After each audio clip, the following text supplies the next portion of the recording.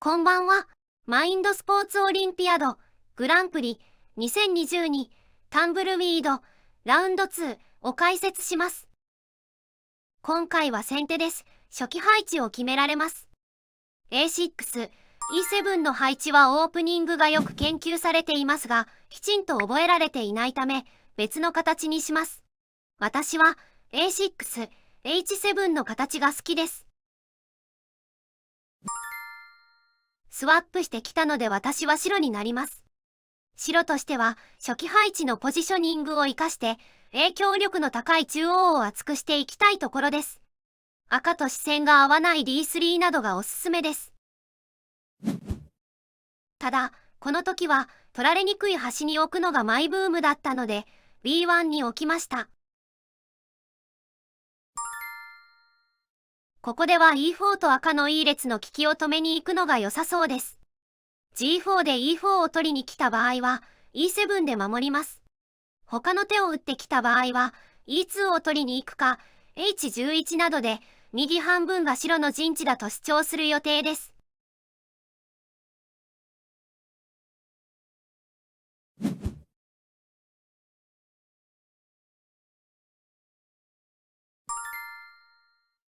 G4 だったため予定通り E7 で守ります。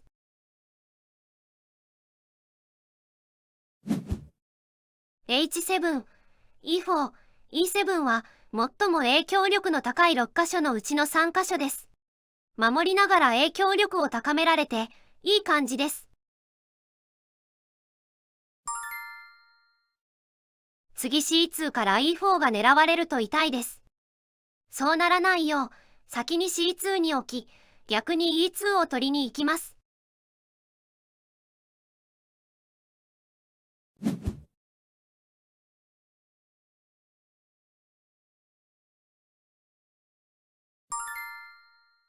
E3 で守ってきました。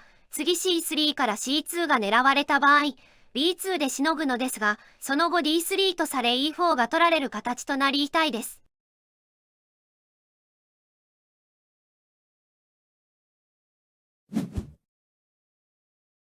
D3 で E3 の横の利きを止めつつ、E3 を取りに行きます。G8 は最も影響力の高い場所のうちの一つです。良い場所です。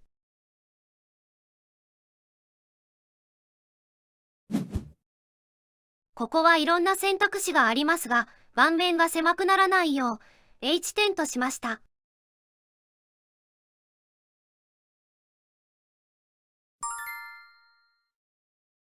放っておくと、次 C4 で C2 と E4 の両取りになります。これはかなり痛いので、両取り回避のため E3 を取ります。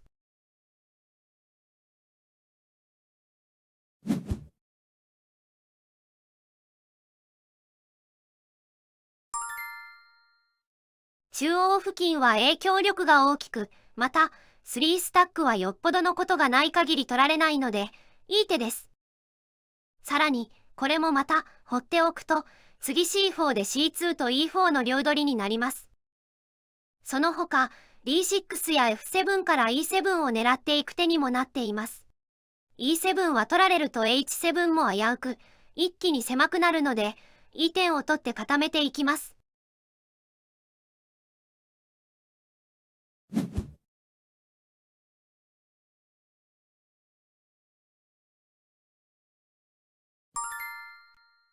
C4 のダブルアタックが来ました。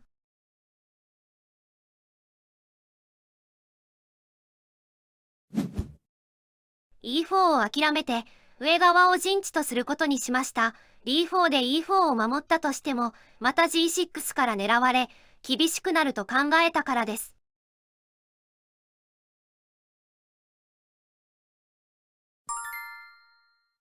E4 をすぐには取らず、F7 から E7 や H7 を狙ってきました。E7 と H7 を取られて中央で暴れられたらかなり悲惨なことになります。F8 が F7 を取る手になるので、それで G7 と守らせている間に B4、E4、C5 という手順を考えていました。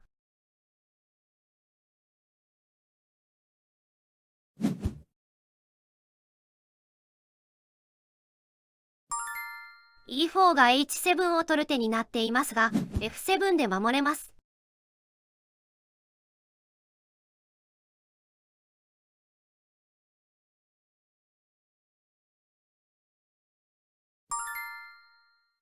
G7 はとても良い手です。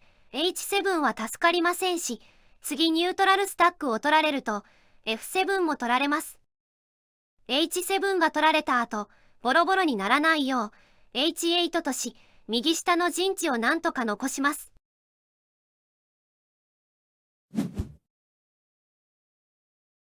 H7 が取られても、G8 を取ってしのぐことができるようになります。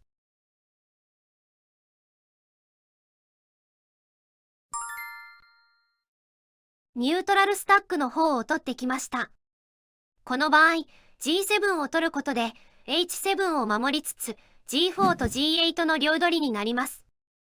途中かなり苦しかったですが、これでだいぶ楽になりました。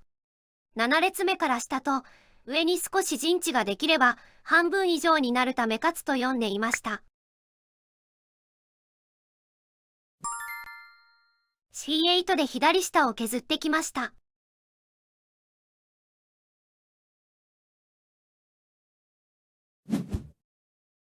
D8 としましたが、後から考えると、F3 から上が削られる方がダメージが大きいので、G4 を取った方が良かったかもしれません。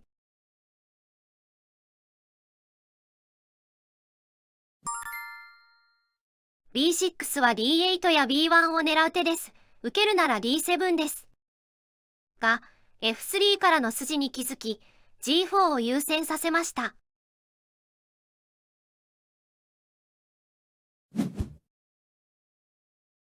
これで右側もほぼ白の陣地になりました。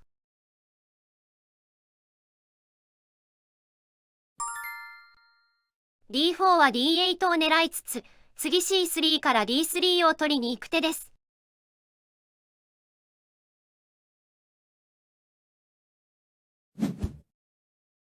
D7 で D8 を守り、下の陣地を広く確保します。上は少し削られそうですが、G5 から F4 を取って、十分そうです。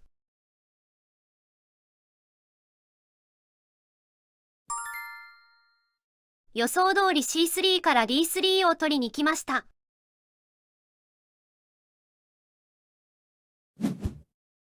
D3 を取られた時に F4 を取って E3 を守れるようにします。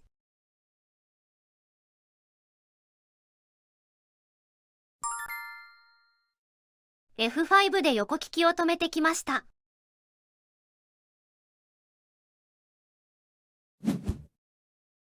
F4 を取って壁にします。半分以上の陣地は取れているため、あとは壁を作っていき、陣地を確定させていきます。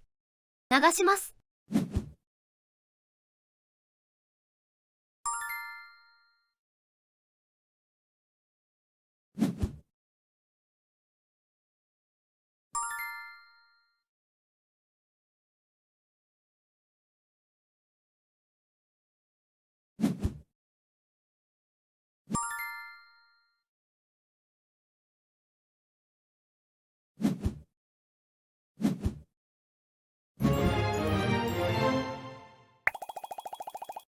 ラウンド2も無事勝つことができました。これで2勝0敗、順調です。もっと解説してほしい手順や、この手順の方が良いのでは、といったご意見、ご感想あれば、ぜひコメント欄に記入ください。ここまでご視聴ありがとうございました。